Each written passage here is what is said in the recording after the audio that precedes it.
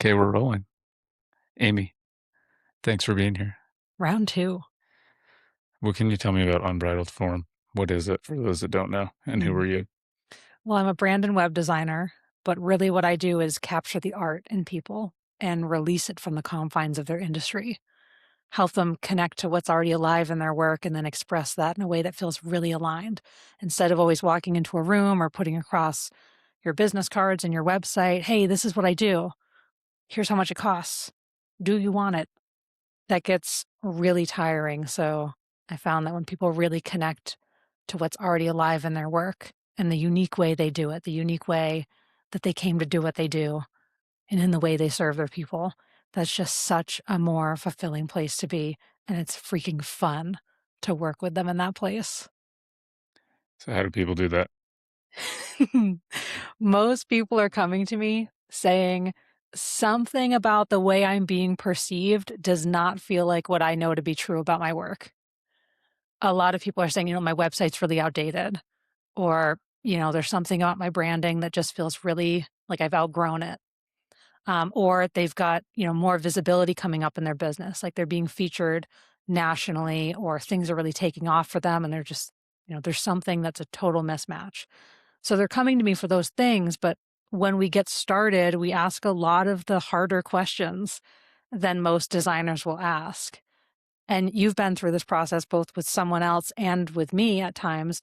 But some of the typical questions are, how do you want people to feel when they interact with your work? What do you want to be known for? But I ask questions that include those. And also, what story have you decided has no place in your work? What's the thing that you're already doing that you feel like you're getting away with that you shouldn't even be charging for because it comes so easily to you and there's no way that you'd ever not include it? But that's non-existent, in your peers or the way other people are experiencing that work. So we go to those deeper levels to see what's really underneath the surface. And then I start seeing, well, how can we embody that visually? How can we embody that in words? Because if we get to the core of it and we see that your business, your work, your artistry is all about freedom, but your inquiry form, like the top section on your website, all your social media posts are all about trying to be more professional, trying to be credible enough, trying to sound trustworthy enough. That's not going to work because there's this disjoint. You're telling people you help them become more free or fully expressed or whatever that is. And yet you have just contained yourself so much in these expectations of professionalism and all these things. So we look for those opportunities and then we embody the truth of your work everywhere. Do you think there's two kinds of businesses or two types of people? And one, is there a type of person that never thinks about any of this stuff in business and another that does? I think the best business owners still are thinking at some level, what do I want to be known for? What's my reputation? How do I make sure I always look good? But yeah, no, there's definitely business owners who are not thinking at this level of truly like, how can I be so fully connected to my work? How can I feel like it's such an expression of me and the way I'm working with my people? Some people are much more at the transactional level. They just want to put up the billboard. They want to run an ad. They want to just have volume in their business that is just bringing people in and sending people out and on their way. But I love working with the people who are deeply connected to what they do and they want to serve from that more authentic place. Yeah, I was trying to think of a good example, and the only one I mean, the one I thought of was pickleball Oh, because here's why. Bear with me. Because pickleball is so big right now. So what if somebody maybe pickleball is not a good example, but it's almost like something that sells itself. So someone opens a pickleball facility, especially if let's say it's the only one in Bozeman. So then everyone just comes and they're just, handing over their money hand over fist. And you never really had to think that strategically about how do I sell this because everyone wants it. And I guess inevitably at some point a second location opens and then maybe people say, well, now I gotta give them a reason to come play at my place yeah. versus their place. But I was just wondering, because even in my life, there's times I never thought about this, and then times I've thought, yeah, there's 30 people doing the exact same thing, so why am I any different? Yeah. Yeah, definitely like 2 sides, like one where, like you said, growth has outpaced how you're expressing what you do and what people can, take part in, and the other where you feel like, well, the market's so saturated. There are dozens or hundreds of people who do what I do. Or in my case, millions of web designers, right? Now millions of robots who are also doing what I do, but they're not doing it the way that each individual does or each human does. So it's a really beautiful place to be. But the other thing I thought of was like Hormozy and Tony Robbins Okay. recently when you said that. Like, are there some people who have never done this work? I mean, like, you look at, like, acquisition.com and Alex Hormozy, and that's obviously a much more successful business than either one of ours, but on what metric? Yeah, in the terms of Yeah, finances. in terms of finances and reach. But you look at someone who has scaled for the sake of scale, grown for the sake of revenue, and been at this very transactional place of, "Come here, do this thing, we'll give you great value, and then we're gonna, keep on just making the wheel spin to bring more people in and send more people out and, still serve, yes, but feel so disconnected from the work. And so that's someone who very publicly has grown on a very transactional level, started speaking out about the disconnect he felt from that. And then it's been such a hot topic of, people talking about him taking down that conversation and what Tony Robbins was bringing up in him of, hey, like I've asked, what are the stories that you have not let have a place in your work? What are the parts of your past that you've let influence this or that have hidden away and not really connected with? So I guess, I mean, I think what I'm asking or what I'm saying is there's essentially very transactional businesses and then there's very relational Yeah. businesses. Mm, mm, When somebody wants to work with you, do they usually come to you? Are you trying to let them know that this is what they need, or do they come to you? Why would a client come to you in the first place? I could use Almost myself as an example, but use somebody else. almost everyone who comes to me is, yes, asking for a thing. They're asking for the website, they're asking for the brand, something like that, some sort of visual representation. The words they're using when they come to me are, I know there's something deeper here. I don't want to do what everyone else is doing. I want to stand out. My market is saturated. I don't do things like other people do. My work is so unique. I've never seen anything like my work before. I want my brand and website to reflect all this. So they're using these words that let me know that they are on this journey. This is what they want. They're in the right place, but they're still asking for the thing, which makes sense because we always want the final thing. Like that's why we have a goal in sight. We want the website that's bringing in the dream people we want to work with. We want the brand that shows us what we know to be true, that helps us have the permission to show up in the fullness of who we are. Because now we have this visual representation. Hey, this is who I am. This is the truth of what I do. You can see it. You can feel it. You can step into it. So they're almost asking, or they're almost telling you this incognito, but you can Yeah. read between the lines of what they're saying. Yeah, and there are some people who do now that my work is getting more and more out in the world, like people are connecting with it on that deeper level right from the start. There are some people who are just like all in right from the start. But yeah, sometimes it's a warm up period of, for the record, this is what we're going to do here.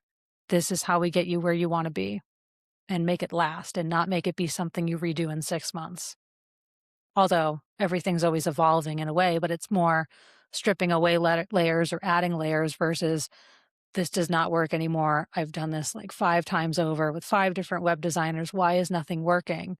It's now we have the foundation and we're just adding on and playing with it because it's all an experiment anyways in business. You never have all of the right answers. You just know what's true for me. What do I believe? What do my people need? And how do I tap into that? Yeah, it's very weird when you think about your logo or your copy or your website and the way it feels in your head is nothing like the way it looks when anyone else sees it and you have no idea. Yeah. unless you were spent your entire life on a computer doing graphic design or you're just really an artist to some extent, and there's really a huge gap between where you feel inside and where people how people see you. Yeah. I think there's a huge thing to normalize about bringing someone outside in. Even me with my work, I've recently rebranded and repositioned myself, and I hired out almost every aspect of that to other professionals and peers I trusted who had work somewhat parallel to mine, who I knew could step into my world and show me the things that I couldn't see.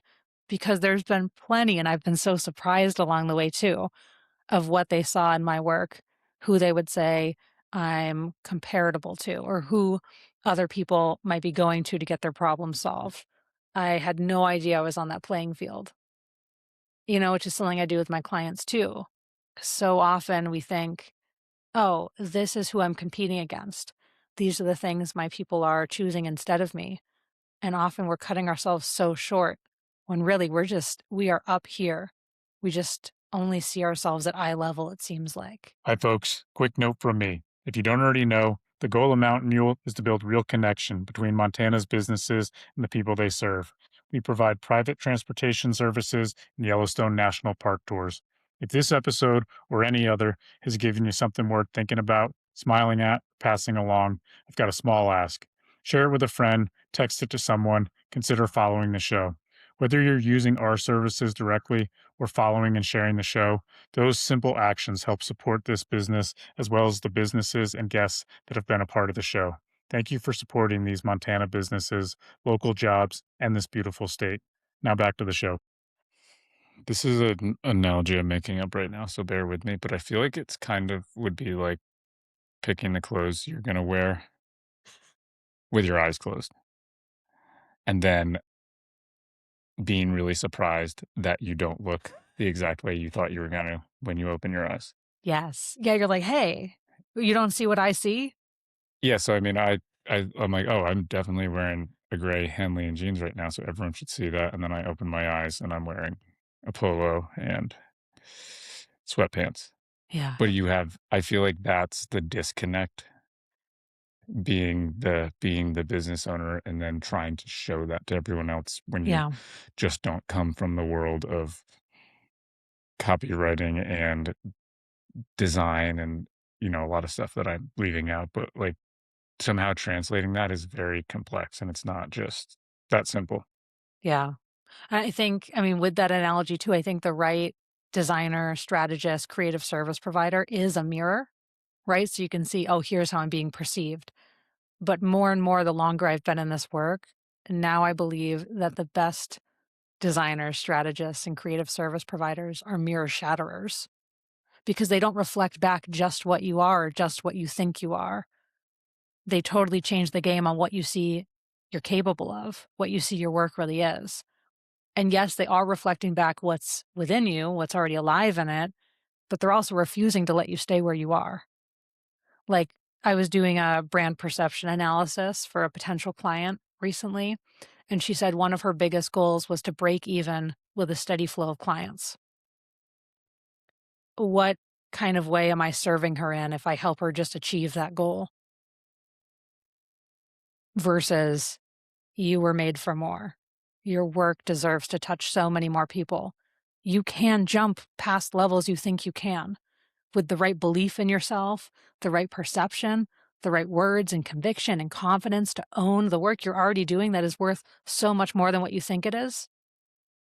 Why would I just reflect back exactly what they're asking for? So you're not reflecting what they are, it's like a optical illusion in a good way in the Mm, mirror. yeah, You're helping them see things they could never see, yeah, and then you're showing them possibilities so they could I mean, maybe they could see them eventually, but it might take 10 years if you could show yeah, them, "Hey, I could see this now." That's interesting because you could almost if you start there, you will almost step into that newest version of your business and that new potential yeah, just by seeing something that's way beyond the scope of your thoughts. yeah, exactly. What did you call what you were doing for the client? Somatic facilitation? No, you said a brand something analysis. Oh, brand perception analysis. What is that? Yeah, periodically I offer free spots for people to submit, "Hey, here are what my goals are. Here's my website. Here's my social. What's keeping me from hitting those goals?" And so I look at an objective look at how their brand's actually being perceived by someone landing on their site, on their socials for the first time or repetitively, and show them the sticking points between their goals. And then also, hey, here's the next step to get there. Here's what I see already alive in your work. Obviously, there's a ton of nuance there and deeper levels we'd go to if we work together. But like what I really see under your work is people reaching for aliveness or people reaching for certainty, people reaching for freedom, recognition. Meanwhile, you're just talking about, here's my service, this is how much it costs, inquire now. You're not infusing that feeling underneath your work into every place.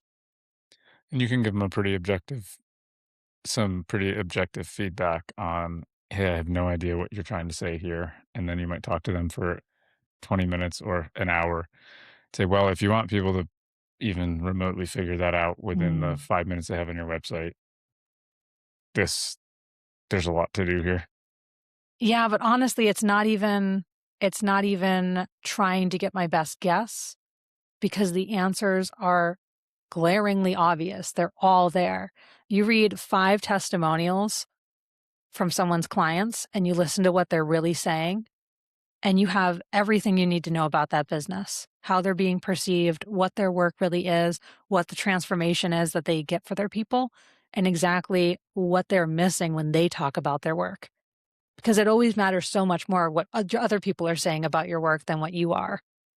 And if your clients are talking about like this incredible transformation or feeling so safe or so certain or so recognized, that's the magic underneath your work. And you have everything you need to start exploring it. But you're helping them portray that Yeah.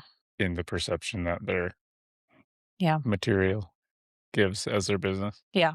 Yeah. We're looking, like is that felt in the colors? Is that felt in the way the pacing on the website is? Like how much room there is to breathe, how the words sound, what the visual impact of the font size is. And I'm not going to this level in these analyses. Like that's the work that we do as designers on my team. But I'm looking at, hey, here's the emotional and overall vibe that your presentation is giving off. And it is extremely dysfunctional with what you said your goals are. And here's what to fix at a high level. So you're helping bridge the disconnect. Yeah. See the gap, see the path forward. What's the female to male ratio of your clients? Oh, do you want to take a guess? I don't know. I'd probably know, but it's like 9 to 1 basically, right? Pretty much. Yeah, it Yeah. is. I'd probably say like 8 or 9 to 1. Um, what I've noticed in how personal this work is, it really is about facilitation. It's so much less about design and more about I've been where you are. I know the path forward. Here's where we go next. And so many people want to walk the path with someone they can relate to. So a lot of women feel at home in what I do because, I'm relatable. I've gone through a lot of the life things they have. I'm a woman like they are. I'm an entrepreneur like they are, a creative like they are. Whatever it is, it's not that all the things have to line up, but just I found that people tend to reach for the things that they see themselves in, which is also all your brand is as well. It's how people feel when they're in proximity to your work. It's how much they can recognize themselves in it. So sometimes I think it's very natural that it ended up being a very heavy female ratio But this can be as beneficial for dudes. for dudes. Yeah. Yeah, I mean, this is what the biggest brands in the world do. Like, people are really, like, quick to rattle off, like, Nike and Apple, traditionally very, like, male-led, corporate brands. Everyone from Disney to, like, the Poppy drinks, every big brand in the world is using this to tap into what are their people really reaching for? How do we embody it everywhere? And how do we build a world where they can fully step into this? It's not girly or masculine, it's absolutely universal, but in choosing who do you wanna walk this path with, yeah, I get why. women would end up here. But yeah, And dudes it could gotta do it too. yeah, I mean, it could just seem like more feminine or sensitive work because it's so personal. Yeah. Yeah, I mean, that's the other thing too, like, a lot of the brands I'll work with are, very founder involved, right? It's the artist, it's the founder still, either moving from service provider or having their team of, like, 10, 20 growing, and now this thing has to live outside them. It's deeply personal, but I like to separate the brand as an entity outside themselves that they're now the steward of, instead of always thinking about, "Hey, the brand is me." So it is more personal than, say, a corporate team of leaders coming together saying, "What do our people want?" Okay, so when I was asking you, do some people never think about this? Let's say a lot of people that are, for lack of a better term, just consumers, they're not business owners, but this is all going on every day in their life and they have no idea because I mean, just why would you think about this if you have a life to live and bills to pay and kids to take care of? But what's a good example? I know you kind of said Nike or something, but what's a good example that anyone could relate to of how this is going on with, like, I don't know, pick your big brand and how do they Yeah. do it? All right, yeah, let's look at Nike and Hilton. So, Nike, they don't say, "We have the best shoes, buy them, you'll run faster." They say, "Just do it." And they show elite athletes at the top of their game. They're tapping into, like, the grit, the discipline, the mastery, that part of us that wants to be and do anything. That's what their brand is about. That goes anywhere. They could do anything in the world. They could launch any product, any service, any location, and as long as they tap into that, it's gonna make sense. They could launch a hotel, and you could walk in that hotel, and you can already imagine, like, it's modern, it's sleek. There's, like, a global cafe with great food. There's great recovery options, like, the walls are well insulated in the rooms so you can sleep well. Their fitness center is obviously gonna be state of the art. Like, that makes sense. But if Hilton launched a sneaker line, you wouldn't understand, like, what's going on, like, why are they doing this? Because Hilton is a great option if you're looking for a hotel within a certain price point and you just need a hotel. You need the service, you need the place, you need the thing. They haven't tapped into this deeper identity that carries in everything they do, whereas Nike has. Nike is beyond the product, the service, they're tapped into the identity, and that carries everywhere endlessly. Because I guess Nike's very broad. I'm trying to think of like I mean, they're in pretty much every sport.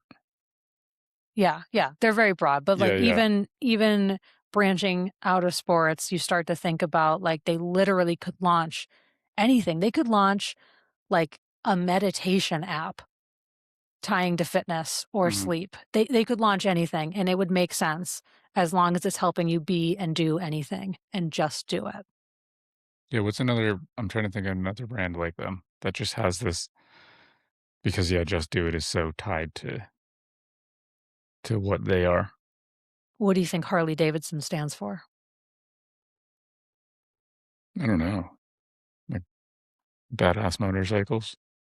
Yep, Yeah. and is it the status quo and the picket fence? No, it's, like, kind of rebellious. It's outlaw energy. Yeah.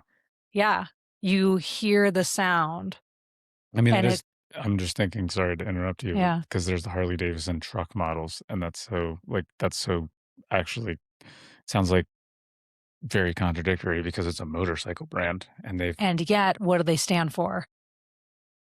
yeah, Badassery. So yeah, you get the Harley Davidson model of the Ford yeah. because that connects with something. Yeah, and I think there's a bunch of things that are Harley Davidson edition that are not motorcycles at all. They don't have to do with anything, but just that there's that feeling, that idea that when I associate with this, I'm stepping into this identity. I'm an outlaw. I'm a badass. I don't play by the rules. Don't try to keep me in a box. And you can start to look at this in any brand that you've like bought over and over again. If you start to kind of think about like, hey, why do I really care about this? You might get to the bottom of, well, this is how I feel when I'm in their world. This is what I believe about myself. This is a symbol of that. That's a connection to that. That's reminding me who I believe I am. Yeah, that makes sense. What's the What's the best example that you can think of? What's your best use case for one of your like, someone you've worked with? I love Kara as an example of this. Kara is a boudoir photographer. She's a solo service provider. For anyone that doesn't know, what is boudoir? Because Boudoir, I didn't know. I've only known for 2 years or less than 2 years. mhm. Boudoir is intimate photography.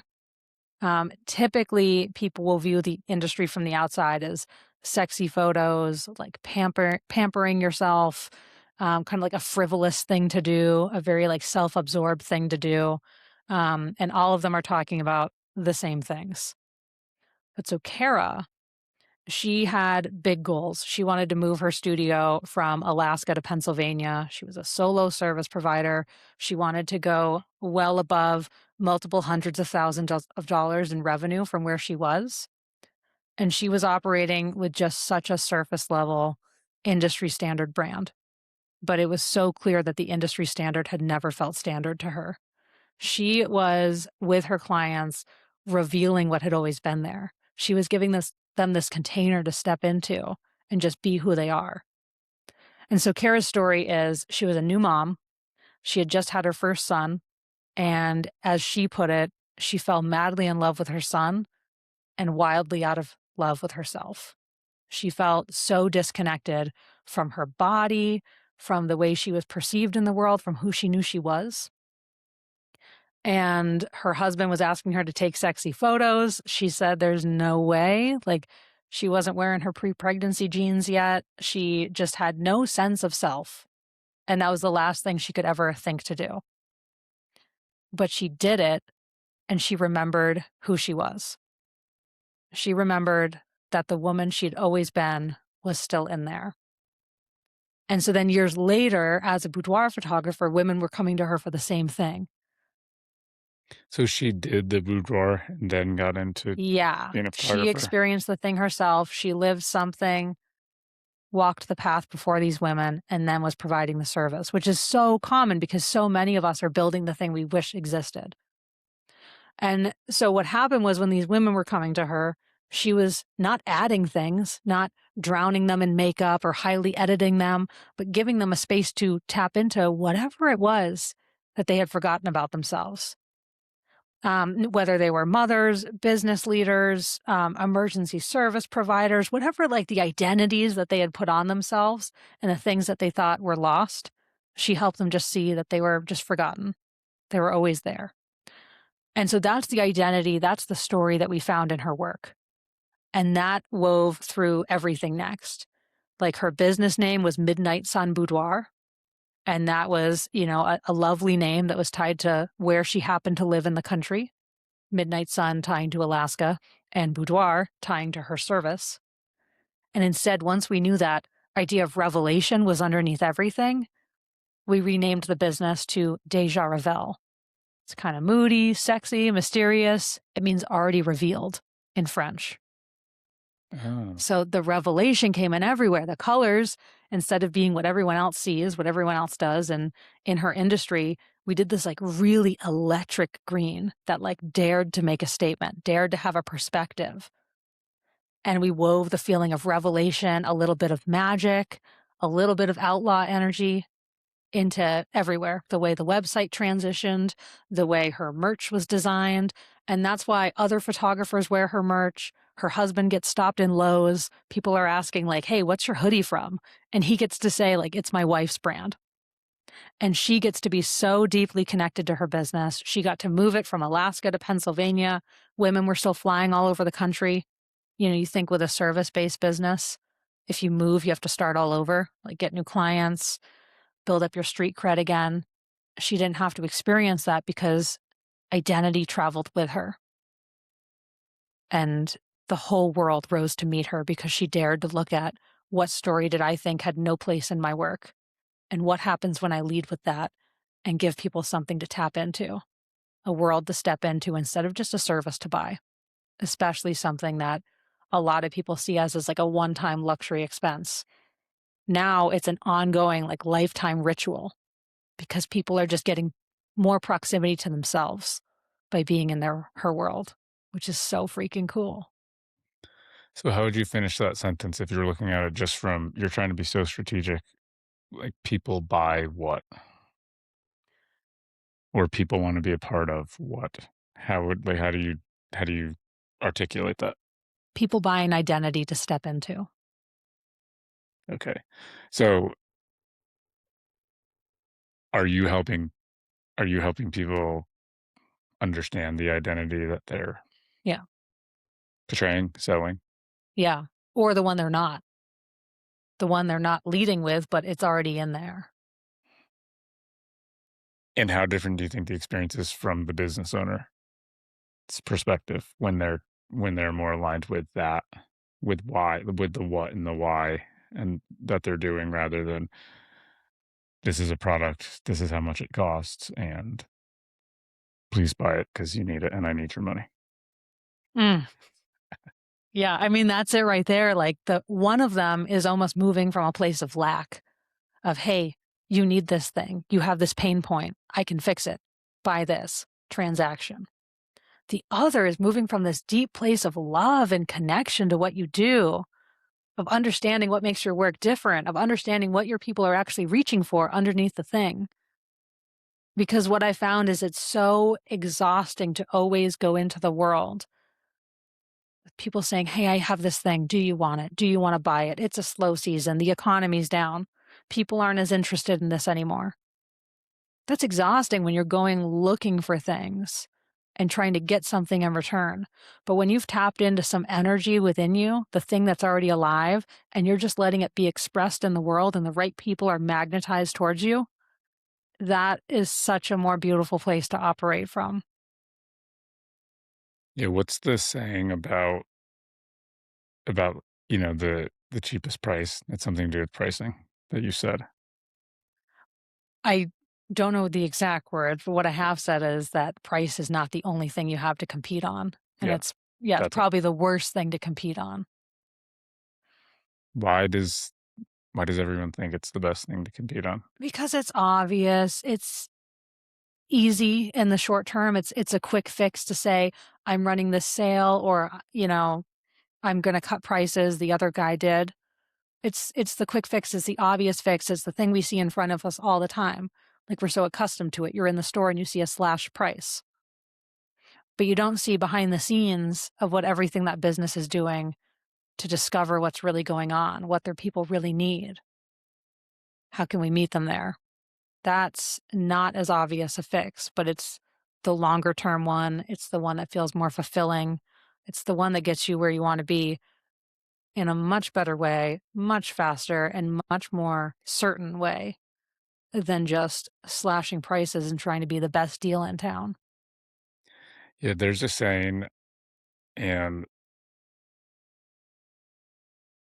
I don't know if it's completely true, but it sounds really good, and I think it correlates with this, but this is from the buyer's perspective, not the Mhm. business owner, but people make emotional decisions and then rationalize them later. Yeah. And I know I'm guilty of this. I'd like to think I'm not because 'cause I'm pretty cool, but I there's so many things that I will say that's too expensive or that I don't have the money for, and then I will buy other things that will completely contradict that in every sense, and it's almost like a spell, but there's a reason it's tied to something Yeah. that's more important to me. Yeah. So I think that's saying or confirming what you're saying in that quote that I just said, that Yeah. from the consumer side is it's generally almost never about the price, even when it seems like it's about the price. It's literally never about the money. But that's so easy to point to. It just is the first thing you Yeah. would think. Just like social is too. When things are slow or, we want to share something.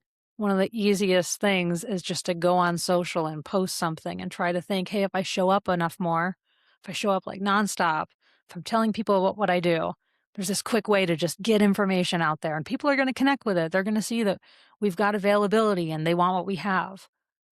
It's like a it's like an instant gratification thing where you have an idea and you can send it out into the world instantly. But that doesn't mean it's going to connect with people. That doesn't mean they want that thing. So there's all these different, like, quick fixes and things we jump to, like slashing prices, going to social. Wait, can you say more about the social thing? Mm. There's something about when there's a gap with where we want our business to be and where we actually are, a lot of people will jump to social because they just think, if I was just more visible, if more people knew about what I do. And so they start, posting there, trying to get out more. But if what they're visible for isn't what's actually going to help their brand and business, that does them no justice. The other piece is there's some like psychological instant gratification with going on Instagram and seeing that 3 people have liked something, or being able to see, oh, I saw like 100 people saw this. It's usually like my mom, my girlfriend, and my brother. Those are the 3 likes for me. Yeah, there's just like there's some feedback there. I'm not going into that one. Well, you've been there when this has come up, and tell me if this is at all what you're saying or not, because people have said this to me. "Hey, I think I'm gonna start a podcast for my business. Like, what do you think I should, or what's your advice?" And I have said the same thing every time. If you genuinely want, if you like genuinely feel like I would really like to start a podcast, and I really have something that something that could be of value to give to whoever's going to listen to the podcast or my customers, then I definitely think you should. And like, I'll help you in any way you want and encourage you. If you do it because you think it's what people want and it's going to give you some attention, then you're just wasting your time. And like all things in life, there's going to be amount of time and work that it takes. So I just think you're doing it in vain. And Yeah. I don't know if that's what you're talking about with the social posts. Is like, I didn't really want to do this and this doesn't, but like, this is something Yeah. in the world. And maybe if I do enough things enough times, maybe some people will notice. Yeah. Especially if it's a should or an expectation. Yeah. Like, if I do this, people will come. Yeah. Like, if you're like moving out of lack, or you're saying, I have no customers, I need to start showing up, like, you're moving from that place. Yeah. Yeah, I totally agree that people can feel it. Like, if you're going to start a pod and you're just like trying to like talk about your business like it's an advertisement, or you're just like trying to just tell people, hey, we're available, we're available. No one wants to be a part of that. But if you're expressing something that's true for you on a deeper level and letting people into the more human side of your business and things like that, they're going to feel it. And that's when that magic happens. So, yeah, totally with you. Okay. So Okay. how did this whole journey become your life and your business? Hmm. I was trying to find myself. I found myself in a variety of roles, early in my professional career. I was in corporate marketing. That was not a great fit for many reasons. I felt like the role I was playing did not have anything to do with who I actually was and how I wanted to live. And so I kind of flung myself out into the world to try different things on. I became so many different things, from a structural firefighter, an MMA fighter, a ranch hand, a backcountry horse guide, a freelance web designer somewhere along the way, which snowballed into what I'm doing now. But I realized at some point I was searching for the perfect role. I was searching for the perfect thing to offer the world, the thing to do, when really everything was already within me. That deep discovery, that drive to explore more, the connection to myself, the curiosity, the wanting the outside to match what I believe to be true on the inside. All of that blended into perfectly what I'm doing now. It was always there, and I was just trying to find the thing, the title. And I think that's really similar when people are talking about their services or grasping for the perfect title of, what do I call myself? What am I doing now? But it was all this winding road of discovery that now allows me to help people release themselves from what their industry calls them, from what they think they need to talk about. All these boxes we put ourselves in, and to just be fully expressed. and recognized for what we actually do. What did I think you were talking about, Kara, when you said that we were trying to create what we crave most? Yeah.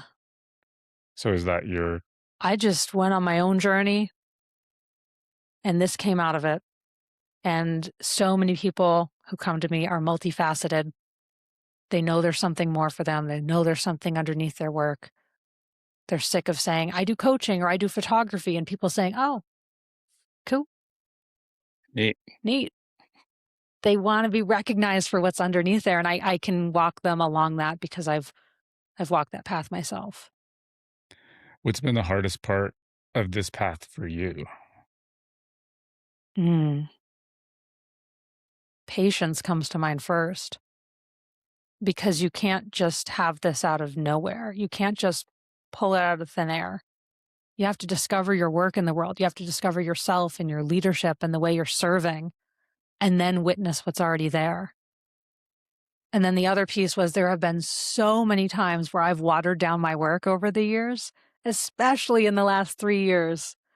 I have stopped talking about psychology or archetypes or the emotion and the instinct underneath our work.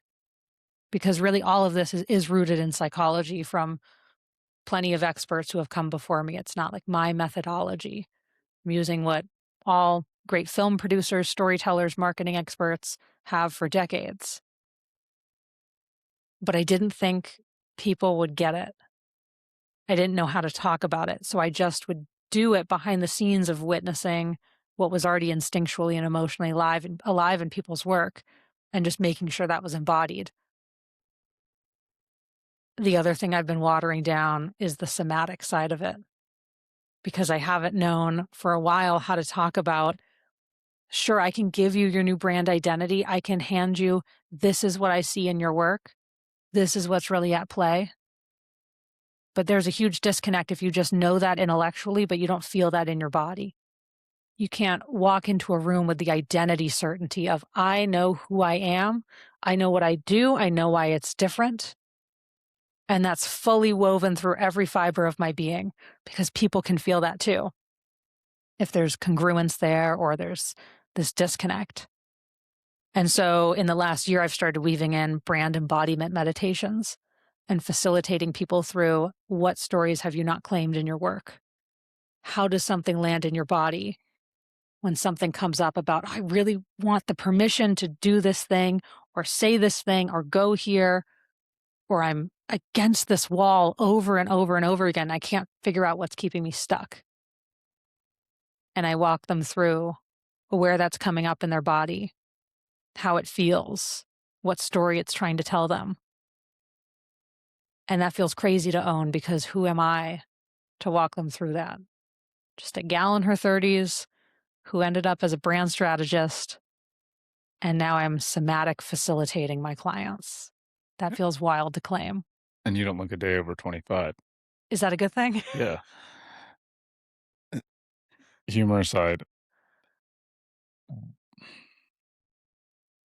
why does it seem like so many of us avoid or water down that part of our work or our lives?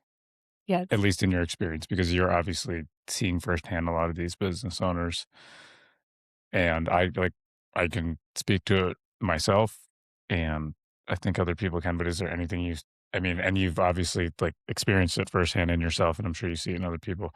Do you have any insight as to why that is, that it seems like we try to block off that part of us that might have the most value and the most joy and the most expression in what we're doing, and we wanna hide that and show you the product and the price of the product? Yeah. Yeah, it's crazy because that thing we want to be recognized for who we truly are and what we truly do is on the other side of claiming the things that we thought were too much, that were too confusing or didn't belong or didn't make sense.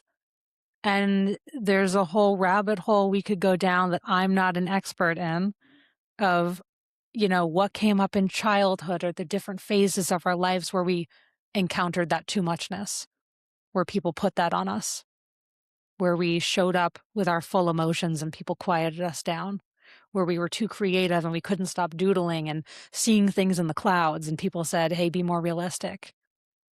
And those stories get woven into us over time. They stay with us as adults.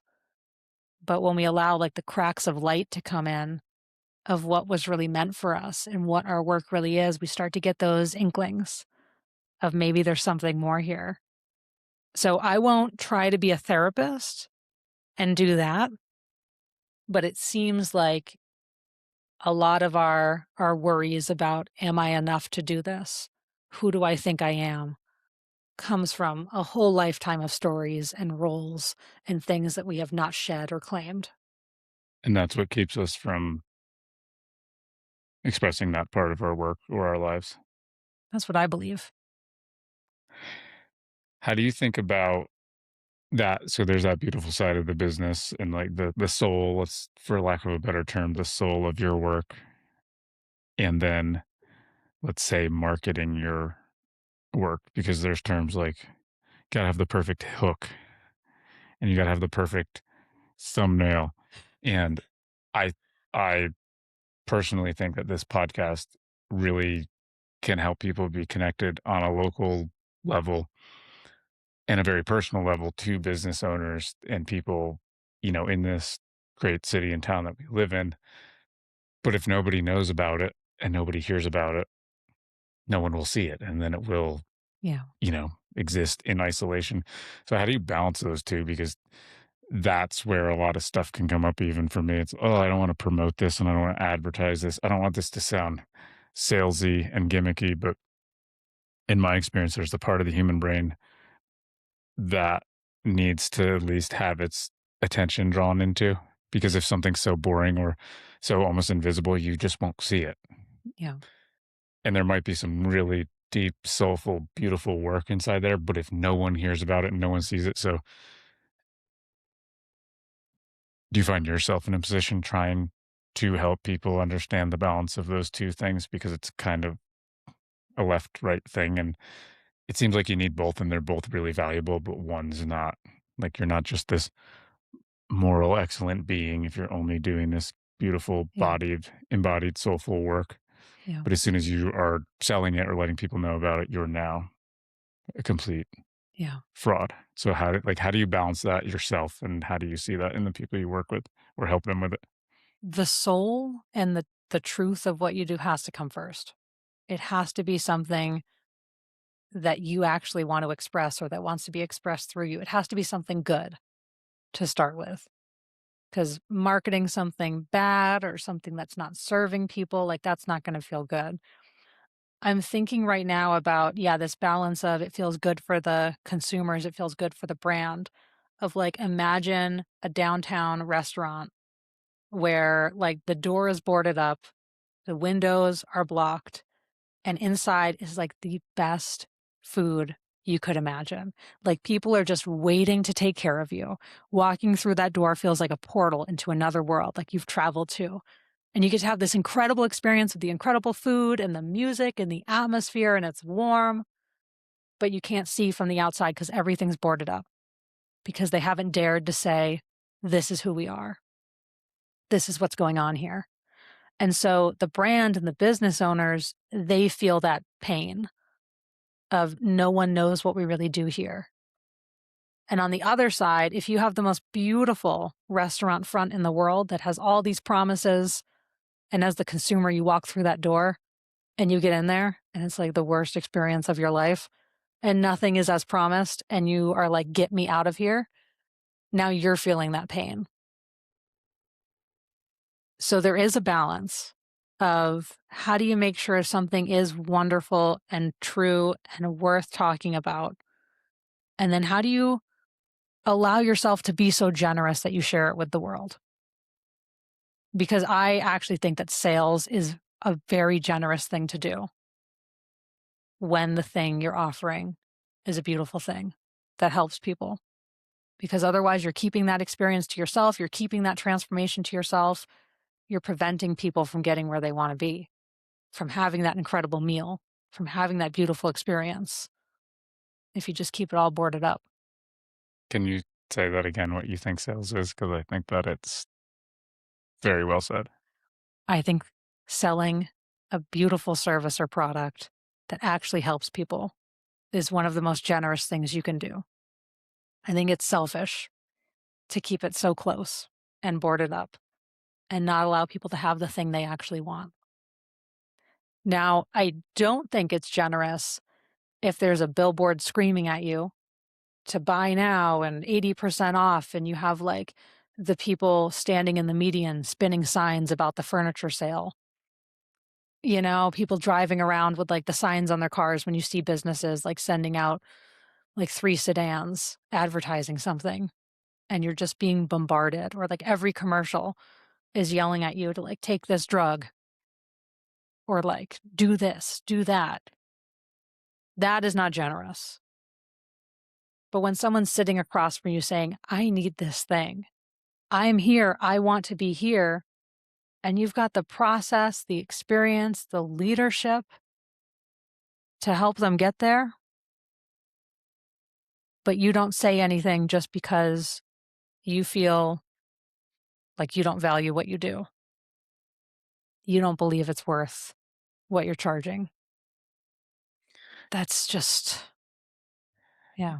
Yeah, I think that those examples of the spinning signs or the signs on the cars, or your Yeah. example 2, because you had example 1 of the boarded up restaurant, that's a complete masterpiece on the inside, and then the example 2 was it's portrayed as everything perfect. I think those are the examples of what makes so many people really hesitant to do it because they're afraid to just own it.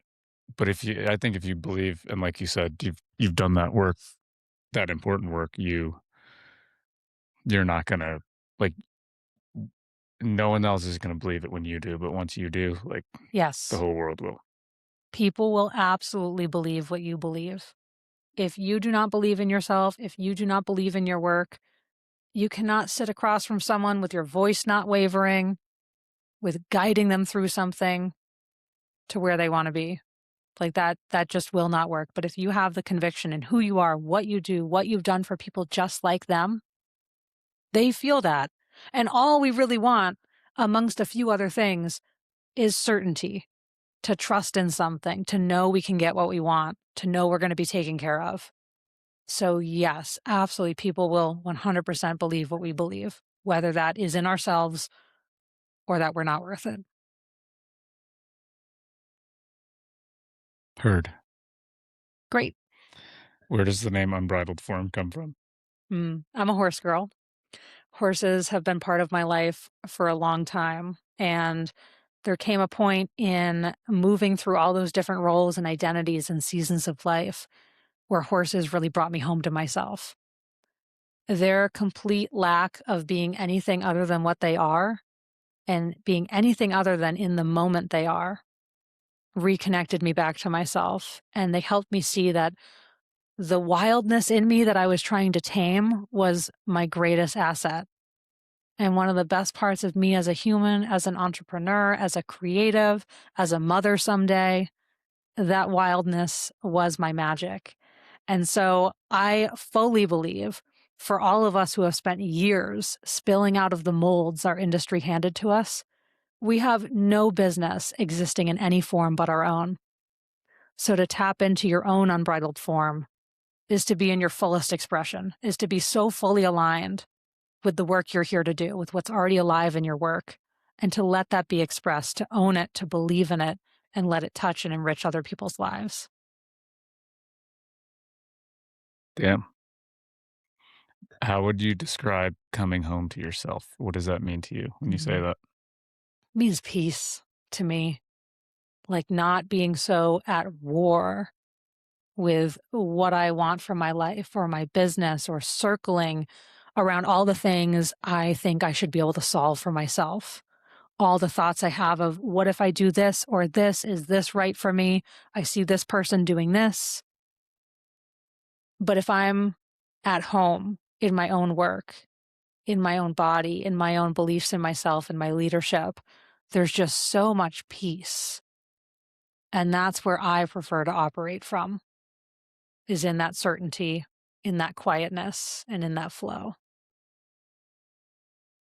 Do you think business can be used as a tool for self-discovery? It sounds like you have an idea on that. Yeah, but I'm asking you. Yeah, I do. Yeah. When I think all these things we do in life are this great opportunity to either push down the things we don't want to claim or face, or face them head on, claim them, see what they have to teach us. And then, yeah, business is a whole experience in personal development. I'm thinking that it's all my training ground for being a mom someday.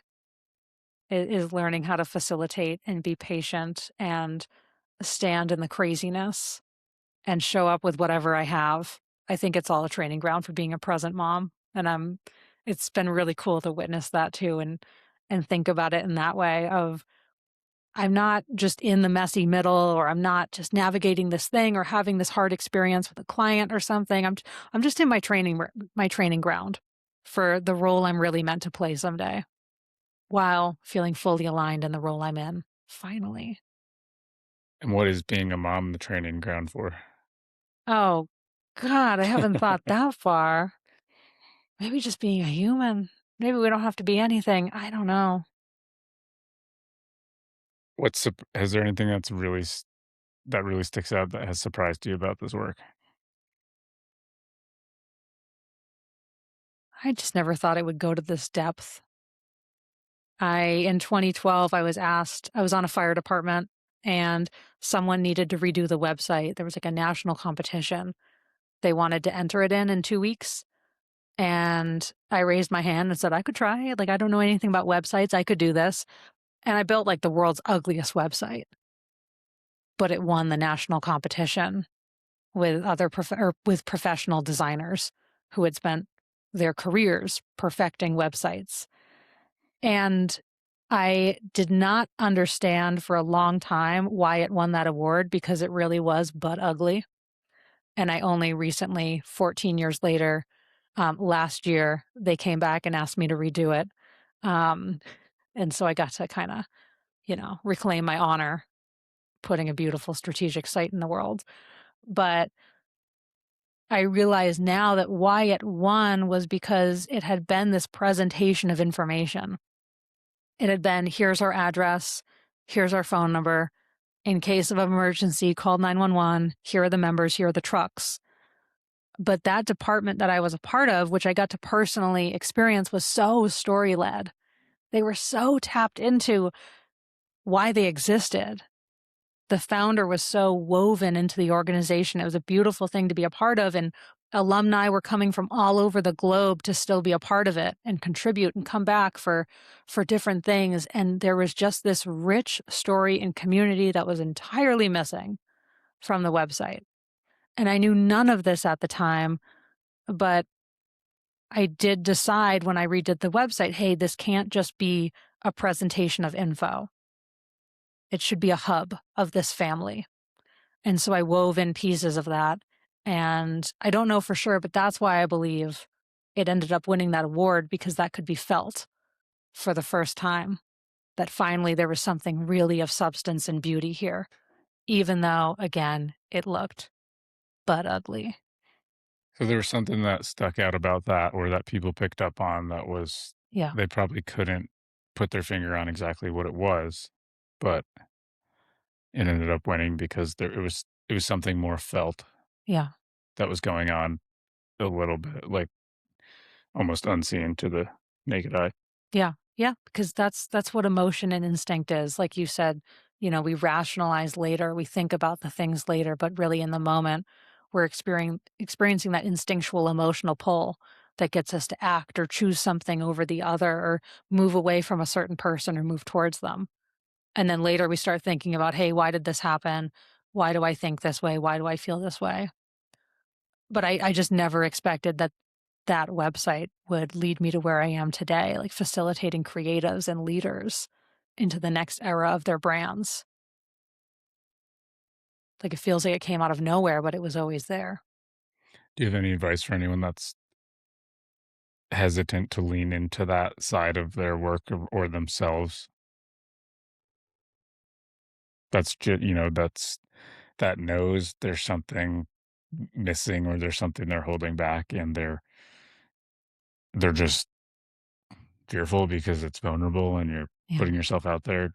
I mean, how did you do that, or how would you advise anyone to take the first step in doing that? It's scary. It's scary to lead with your story. I'd first just embrace that everyone who has dared to lead with their story, whether it's been a big fear or a small fear, they have felt that at some point. They've felt that stage fright of leading with how they got here, why they serve the way they do, etc. I think the thing to consider really is, are you happy? Are you at peace with, are you fulfilled by the way your business is currently operating? Do you feel good about what your employees are doing? Do you feel like they're bought in? Do you feel like things that once were only running like with your action and with you deeply involved, do you feel like what you want is being expressed through these other people, through these other visual representations? If you're noticing places where they're not, that's a great time to reconnect with, well, maybe I have like a mission statement, my values, maybe I've tried to communicate some of these things, but are they really what I believe? Are they really why I started this thing?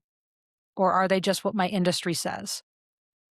Because if you're just saying, we lead with authenticity, we do XYZ, those are just a bunch of buzzwords you could put on a poster. And you know this a bit from our work together when we started looking at, well, what is the brand that exists outside of you? What is the way you want your team to operate? What do you want people to feel? And once we figured out the brand foundation, that identity foundation, we were able to make like the code of ethics that then were the guidelines that people operate on. So instead of just saying like we keep people safe, we're trustworthy, those became the code of ethics of we protect what people trust us with, whether that's their family, their clients on the road, their story on the podcast. That's everywhere. That's all that we do. We serve the mission, not just the client. If there's a hard client scenario, they're asking us to do something that is kind of in a gray area. We think about, well, what are we really here to do? And is this keeping everybody else safe? Is this keeping the greater mission in focus? Or is it just putting a band aid on something? So if you're not experiencing that in your team or in yourself, that feeling that, yeah, things are really running and being perceived the way I want them to, if you're not feeling that, it's a great time to consider, well, maybe there's something deeper here. Maybe I could look a little closer, even if it feels a little woo woo. Two things. First thing, there is a correlation. They say correlation doesn't always mean causation. However, between when we started working together professionally, Mountain Mule is when this Mountain Mule podcast started. So we could say there's a correlation that something was being much more expressed through the company and or its founder. That's the first thing. So I'll just leave that at that. But there's clearly been a large evolution in the company. And I can just speak that personally for myself and for the brand and the company in itself. So I can this because this podcast generally, primarily, but it's not exclusive to, has business owners on and is about it's not really about business owners, but that is the doorway for a lot of it.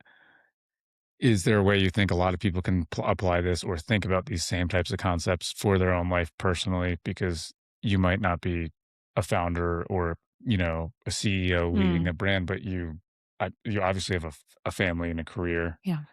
hopefully, um, if you want. But so, like, do you think that these concepts can still be applied to people? I don't know that you necessarily, maybe you do work with people that aren't business owners, but is there a way that a lot of people can think of this same thing just on a personal level? Yeah. I only do this work specifically through the lens of branding, Mhm. websites, design, brand strategy. But it absolutely bleeds everywhere. Like I've had clients say that like they've tapped into this deeper identity and they've entirely changed their wardrobe and they feel so much more connected in their personal life to a variety of things. So yeah, it can unlock a lot and be expressed in a lot of ways. But Yeah, I would encourage anyone feeling like, "Hey, like, I'm not the parent I wanna be. I'm not the friend I wanna be. There's somewhere I'm stuck, like, I feel like I'm doing all the right things." Again, kinda like the industry standard. I feel like I'm checking all the boxes, I'm doing all the right things, but something doesn't feel right, something doesn't feel, like, aligned with me. You can ask yourself the same questions of, like, "What story have I left in the past? What part of me feels like too much or not enough?" Like, you can definitely keep asking these questions and start to see, well, maybe I tried to segment this part of myself and I thought this was better left in the past. This is not who I am, but maybe it's been something that was beautiful and driving you all along in a way you didn't expect. Very cool. Yeah. I'm going to leave that one a little bit alone Yeah, because yeah, again, I'm not a therapist, but there's so many questions we can ask ourselves and just get curious. Like there's no right answers or wrong answers. It's just about really being curious about what is already there. yeah. I was just thinking, because some of these concepts are so universal, Yeah. and as I'm kind of mixing business and life, saying, this business is a way anyway. So, what else are you up to in the world? Like you're doing more speaking these days and different Yeah. things, and you've got some stuff coming up. You're becoming, in my humble opinion, a world-class speaker. What are you doing anything here, like, publicly? I know you've got the Spark thing coming up. What else are you up to, and how does anyone get involved if they wanna work with you before you become so famous and exclusive and expensive that no one can reach you? Hmm. Well, I'm definitely doing a lot more local workshops. Yeah. Usually in the past, I've only done like 1 or 2 a year. Already like last month, I did 3 within 2 weeks. Like the workshops are taking off locally for like co-working and community spaces, different industries. Those have been very fun to lead and facilitate, groups of people through this work. Also, in addition to like one-on-one work with brand strategy, brand design, web design, ongoing support, I have a space called the Unbridled Collective, which is it's an ongoing identity intensive where founders and creatives can come with their questions, their, can I do this? Should I do this? I tried to do this and it didn't work. All their what ifs and their too muches and they're wondering and they can have this place to pressure test to see where they've been playing it too small, to see where they let their industry standard like leak into what they're doing. It's really a place to not get answers from someone else because I don't have the answers. I can't hand someone their story. I can't hand them the perfect strategy. I can't say post this on social, do this here. But what I can do is help them reconnect more to themselves and this thing that's already alive in their work. And so that's a space to do it. I have been having so much fun in all these workshops, even virtual, in person. The conversations have been so fun to be a part of. And the people just coming with these raw moments of, I'm looking for my point of view. I feel like I lost it. I feel like I'm looking for permission to do this thing. Everyone in my industry looks like they're doing this, but I would never do that. There aren't any answers I can give them, but in that space, we explore it, both in our bodies, in our minds, and then have this endless fuel to just run with the missions that we know are ours, the artistry we know is ours. So the Unbridled Collective is an ongoing group space to do that. In addition to the one-on-one, I'm always down to do workshops and different things with businesses, groups, and it's a really fun time. Where do people go to find it? Unbridledform.com and Unbridled Form on Instagram. You can find the collective there. You can find one-on-one info there. You can get a free brand perception analysis there. I have loved doing those. Let me in on your business. I'll show you the gaps. I'll show you what's really underneath there. Just let's get a little curious. And if you go to, which you should, mountain-mule.com, your very talented skills will be revealed. There's quite a few businesses you've done here locally. Maybe if it's okay with you or if it doesn't matter, it would be fun in the blog post or the caption to list a bunch of the websites you've done so people could see a preview of because there's so many different industries. Yeah, you could. I mean, it's everything from you and the transportation to a wildfire management company to a national a cattle ranch, to interior designers, to like weavers, and Weaver? yeah, it's a craft. Okay. It's like knitting, Construction. but different. Construction, yeah, businesses ranging from like 300K in revenue to like 20 million in every industry. It's wild how many people are drawn to this work. It's so much fun to play in all these different areas. But yeah, we could talk about which ones Yeah, I we could mean, I put in don't think there. anyone would mind having their business posted in more places, so but it'd be very cool to see the contrast because these are my words, not yours, you can tell me, but this is such universal work that it's Yeah. not industry specific, No. it's human specific. Yeah. So, Yep. So if you're a human, there's a yeah. place for you here. Well, I think you're cool. I think you're cool. Alright, anything else anyone should know about Unbridled? No, that's it. Just get the heck out of your industry standard and tap into what's really true for you. Okay, this was fun. Thanks, Amy. Yeah. See ya. Bye. Bye. Nice work. Thanks. You're welcome. Thanks for listening, folks. You can find the full blog post for every episode, along with key takeaways and links at mountain-mule.com. If you haven't yet, consider following the show. That one small action helps these Montana businesses get seen, grow, and thrive, and it helps this podcast keep going too. If you know a business that would be a good fit for the show, we'd love to hear from you. Just reach out through the website or social. Thank you for supporting these Montana businesses. See you on the next show.